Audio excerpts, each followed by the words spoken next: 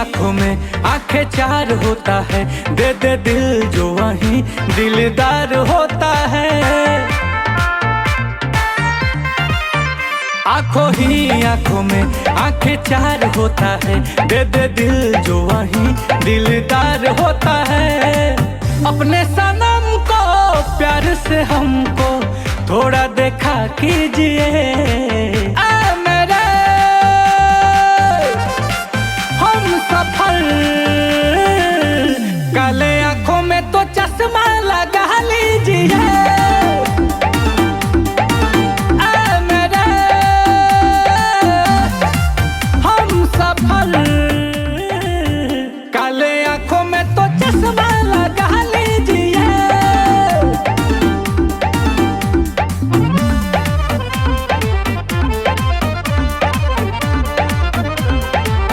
अरविंद सपना चौधरी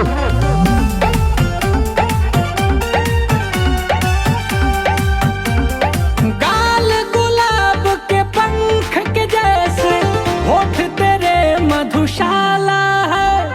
कह दो सभी से आज अभी से, आपका ये दिल वाला है। ऐसे हंस के दिल में बस के, जरा सीने में तो चाहत जगा लीजिए। रूप है धूप है, काले आंखों में तो चश्मा लगा लीजिए।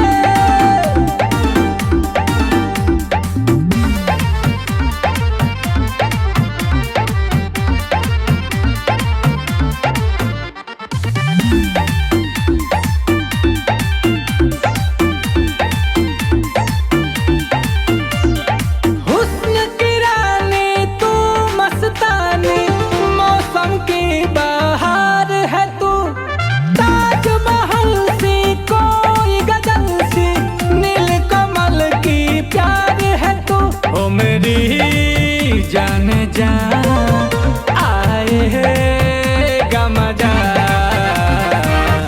मेरे मीत ये गीत गुनगुना लीजिए। मेरे दिल के चैन, काले आंखों में तो चश्मा